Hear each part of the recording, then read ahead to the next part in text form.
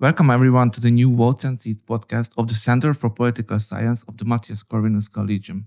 My name is Szabolcs Janik, researcher of the center. Today we will talk about the Israeli legislative election held on the 1st of November. And I have the honor to welcome Mr. Ofir Haivry, Vice President of the Herzl Institute of Jerusalem and the co-founder of the Edmund Burke Foundation of Washington, D.C. Currently, he is a visiting fellow at the Danube Institute in Budapest, where he researches the traditions of European conservatism. Mr. Haivry, thank you very much for accepting our invitation for this discussion. Thank you for having me. First of all, Israel had the 5th elections in 4 years, which fact reflects some serious government instability in the country. Could you briefly summarize the context of the latest election, including the political developments that led to it? We had 5 elections in basically less than 3 years, basically because of, I would say, a personal clash for and against Netanyahu. So it was less elections about, let's say, policy disagreements or something like that, because the electorate in Israel is overwhelmingly tending to the right. I would say that about 60% is on the right, and 40%, maybe even less, on the left. But within the right, which is the majority, there was like a split for and against Netanyahu. After he was indicted under some suspicions that the trial is going on. But under Israeli law, you can stay in power until you're either acquitted or found guilty. And this might go on for 2, 3, 4 years. So officially, Netanyahu said, I am innocent, I will stay in power. Part of the right said that the right thing to do was to leave power. It is agreed. So there were a few rounds of elections which are unconclusive. The round before last, the opposition succeeded in getting a very small majority, and there was created a broad coalition government of left, center, some of the right, but it succeeded in going on for a bit more than a year. And then there were the last elections on the 1st of November. And in these elections, there was a decisive result. Netanyahu won, his coalition won a broad victory, although the actual difference between the two groups in votes wasn't that big. Because of the Israeli electoral law, there are 2 parties that didn't pass this threshold, and this gave artificially to Netanyahu a relatively large majority, and he can now, at least apparently, rule Israeli politics for 4 or 5 years.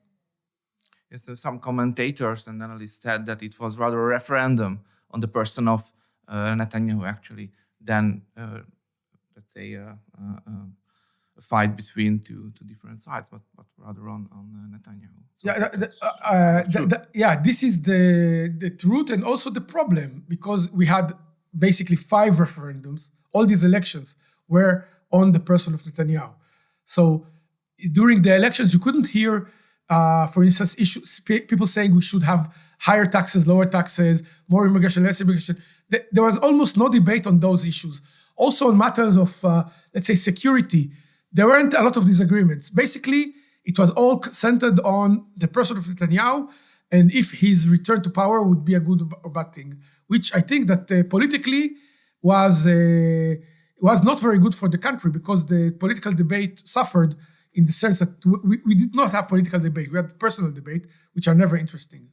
You mentioned that the larger part of the Israeli society supports the right, the political right. And I would ask, what other cleavages or what kind of divisions structure the political behavior, the voting of the Israeli people, speaking generally?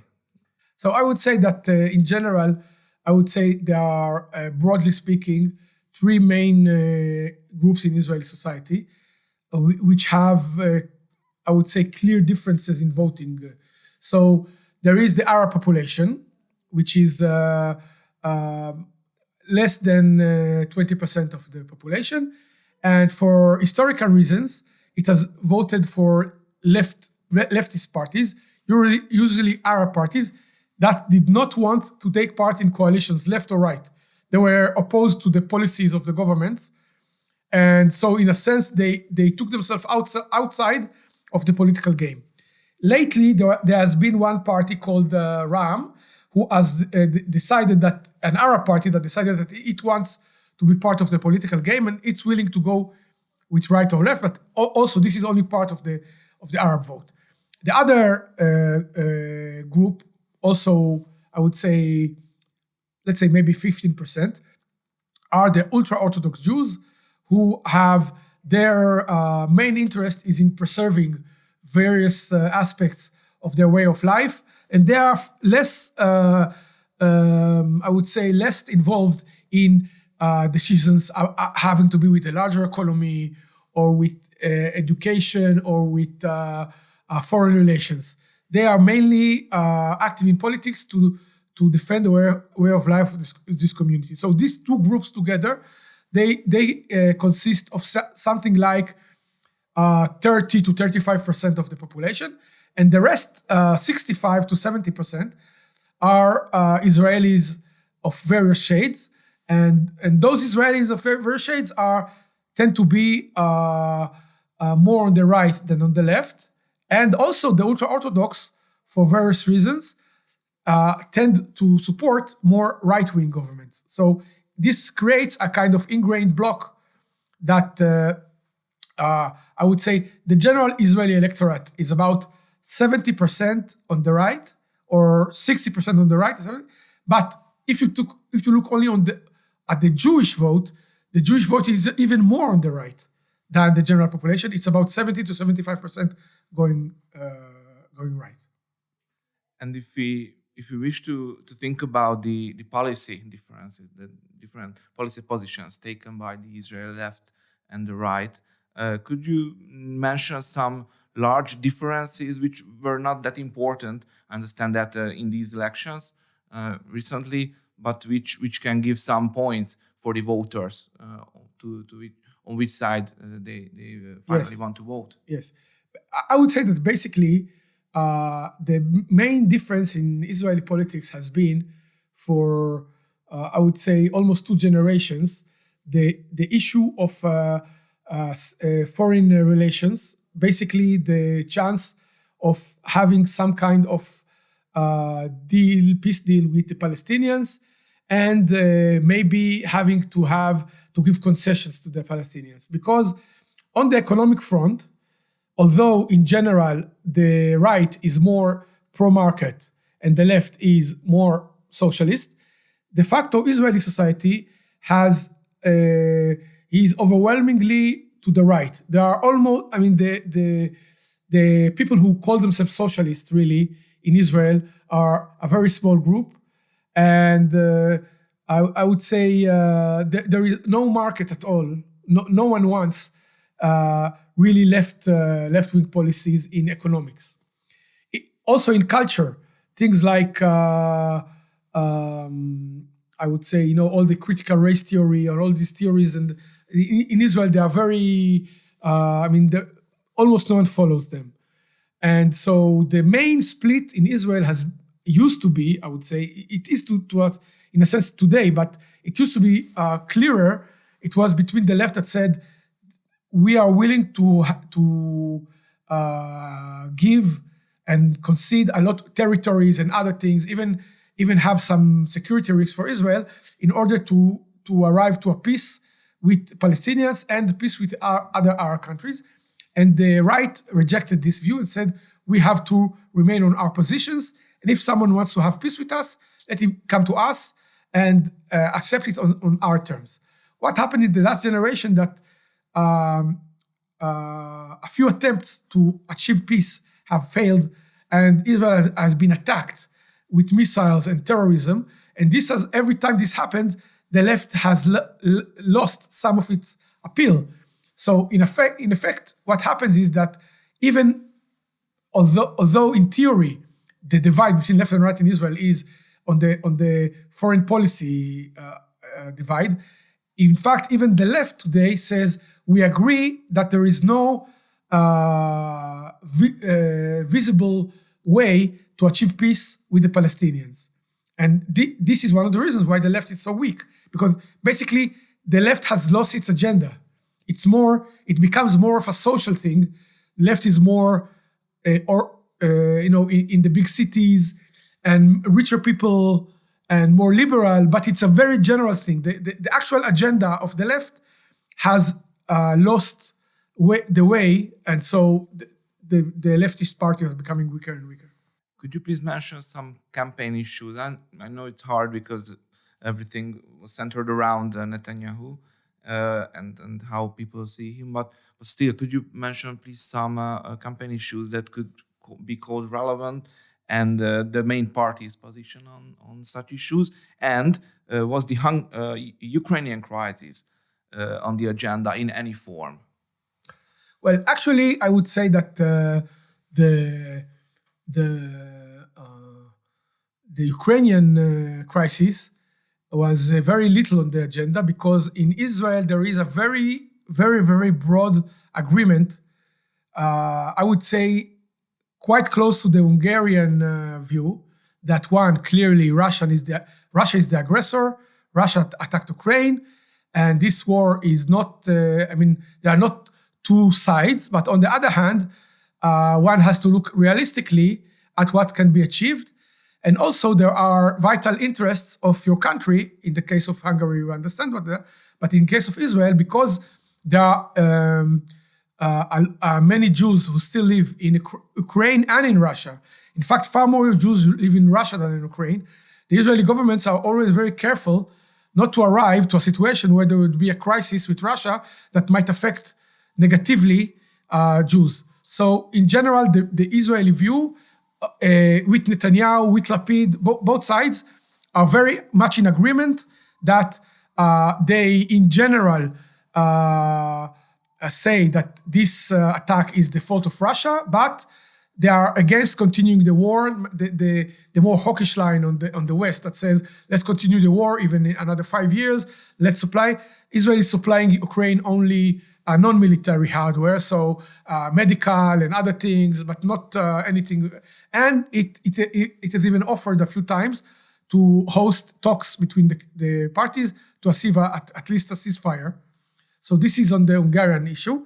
On the Ukrainian issue. I said Hungarian because it's very strange, but in fact, the leaders of three of the main Israeli parties are of Hungarian families. So the current Prime Minister Lapid, and also the leader of the centrist party, whose name is Gantz, and also the leader of the Labour, she's the granddaughter of Kastner, was also Hungarian. So three of them are actually from Hungary. So it's a joke in Israel that all the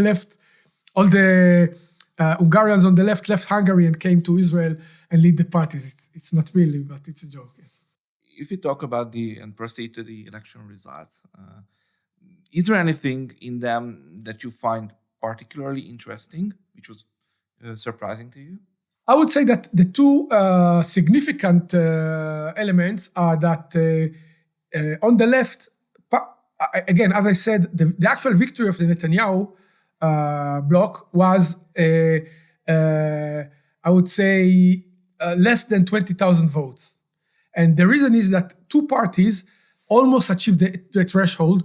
One is the far left Meretz parties, who they had to have another 2,000 votes and would have passed the threshold and got 4 seats in the parliament. And another was, I think it's called Balad. It's a far left Arab party that it needed another 12 or 1,500 or 15,000. Sorry, 12,000 or 15,000 votes.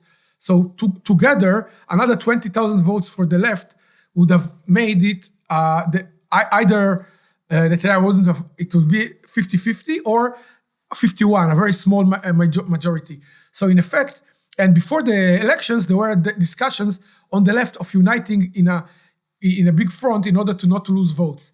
But the Labour Party decided not to be in coalition with, and the Arab parties also split between them.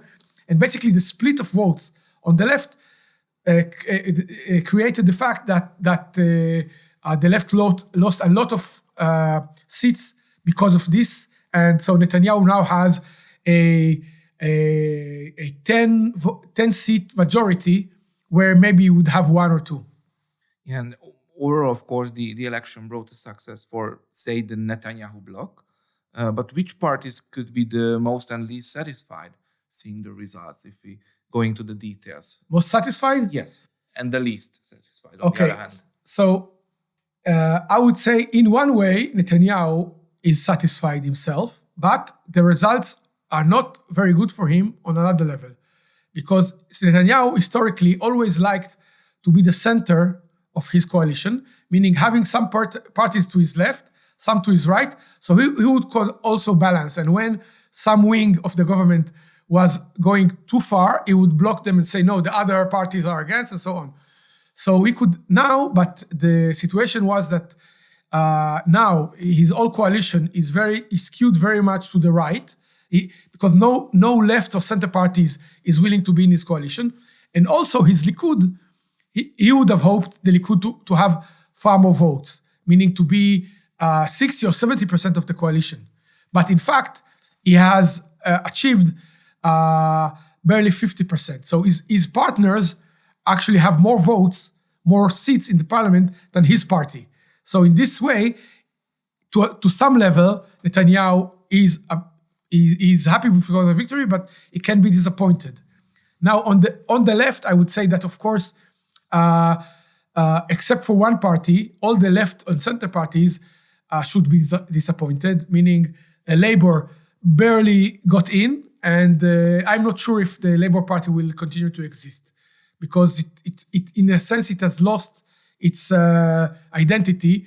It used to be a center-left party, and it moved to the left to the point where it became like a radical, a far-left radical, but there are no more votes there. So it got only 4 seats. It had 7, and even 10 years ago, it was the majority opposition parties. The same with most Arab parties. I would say that one party that can be satisfied is Lapid's party, because Lapid had for many years to contend with Labour and with Gantz, with the other parties, about who is the leading party on the left. There were a few parties more or less the same size. But in this election, Lapid, I think he got 24 seats, but in any case, far more than any other party. So clearly, he's the leader of the opposition, and if any future prime minister is going to be from the left, is going to be Lapid. So Lapid has established his hegemony of the center left, and he can be happy about the result. He's unhappy that he lost the election, but his party did very good. And another party that in a sense could be also happy is the Arab Ram party, which is this was the only Arab party that took place in a coalition in the last government, which was unusual.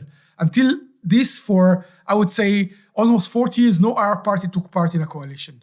And he made this move, and many people assumed that he would be punished and his party would be destroyed.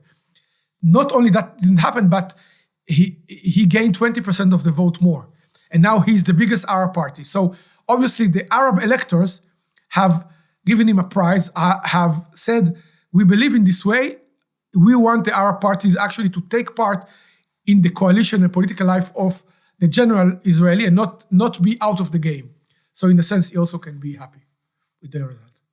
In a few days or weeks, Israel will have its new government. What will be the key political and policy challenges for the new cabinet? What do you think? What issues will be on the agenda? Well, I would say that the main issue is that many members of the new coalition run on a platform, and this also touches on the issues that I didn't discuss too much the issues on, one of the main issues, because of Netanyahu personally, the whole issue of the judicial system came up. So some people in Netanyahu's own party and in the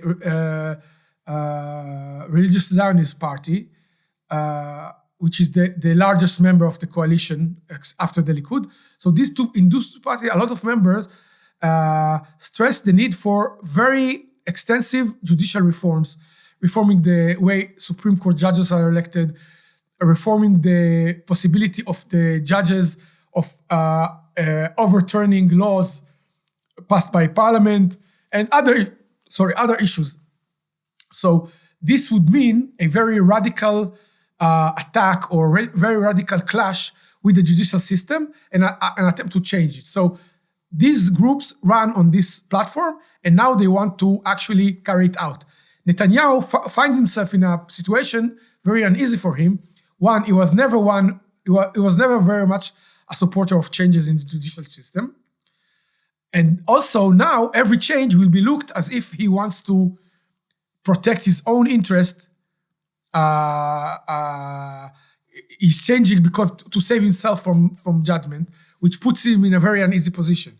So I would think that the big question of this government will be, I would say, first and foremost, to what extent these large reforms in the judicial system will be carried out, what kind of clashes there will be, will the government go all the way, will it stop at a certain point because of opposition, but I think that this will be the main issue on which it will fight the political battle. And what is your opinion? Will this new government be able to survive until the next scheduled election? Well, in political terms, it's very homogeneous. It has a clear majority, and it should survive for 5 years. The point is that the whole structure is built on the willingness of Netanyahu to go on. And again, many people opposed him because of this same reason, that in a sense, the political realm and the personal are becoming too connected, because now he will have to deal with the Iranian threat, security, economic, and also he will have to appear in court every few weeks. In his own, there are, I think, 2 or 3 trials going on. So many people say it's not a good situation for the state. And also it might be the case that he might be indicted in one of the cases. Or maybe there will be some plea deal where he will agree to some things and maybe leave office. So I think that the big question about it, in political terms, this government is unified and should survive. But on the personal level, the weakest link is actually Netanyahu himself, who might cause the government to fall before the end of its mandate. Thank you. And my final question would be, with some Hungarian relevance, maybe also most of the listeners know that Viktor Orbán and Benjamin Netanyahu have a traditionally good, cordial relationship. In what fields can the two governments deepen this fruitful cooperation in the future? What do you think? Well, I would think that I can think of 2 or 3 things of mutual interest. First of all, I think that one, clearly, Israel and Hungary have fairly similar views on the Ukrainian war, and there might be some cooperation between them, maybe trying to propose some kind of brokered agreement or maybe some kind of summit to discuss possibilities, because we know that on the West, some countries, especially the US and Poland, but some other countries, are arguing for continuing the war indefinitely, maybe for years, and are ready to give armaments and money to the Ukrainians. Other countries are more skeptical, think that in practical terms and in terms of human suffering, it's better to find some kind of stopping this war. Again, I'm not sure if it's possible, but these differences of perspective exist, and this might be one way of addressing it. Another thing I think is, which is important, is a common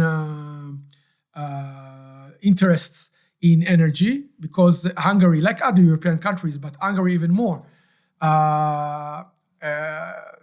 European countries have found they are too dependent on Russian gas, and they have no real options.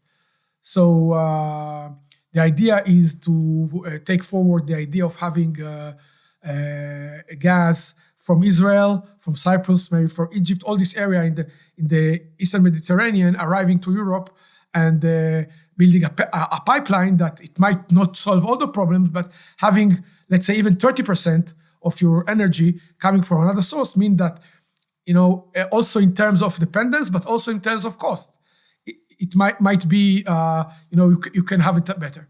And the third and last issue of cooperation, I think that Israel and Hungary have some level of, I would say, similar interests in the fact that they are depicted by some liberal international media and some liberal countries as very different from what they are. So if you read some papers in some countries, you think that Hungary is a fascist state and Israel is an apartheid state. But of course, everyone who goes to these places say this is nonsense. So basically, they can, I think, cooperate in, I think, countering these ideas and also helping each other against various boycotts. For instance, we know that the European Union is trying to impose some policies on Hungary. We know that the European Union, unfortunately, many times is voting and trying to put sanctions on Israel on many issues. And I think that in both cases, we can help each other with other countries. Also now, Italy also has changed government. So there can be like a kind of block of countries cooperating in this sense. And I would be very glad from an Israeli perspective if Hungary with other countries can assist in changing the attitude of the EU in general to Israel, because most EU countries, not Hungary, but other EU countries, usually vote for anti-Israeli decision in the UN, and we would like there to be a more balanced attitude. Thank you very much, Professor, for being with us today, for sharing your thoughts. Dear listeners, thank you for following our Votes and Seeds podcast on this year's Israeli legislative election. And please stay tuned for our future episodes. Goodbye to everyone.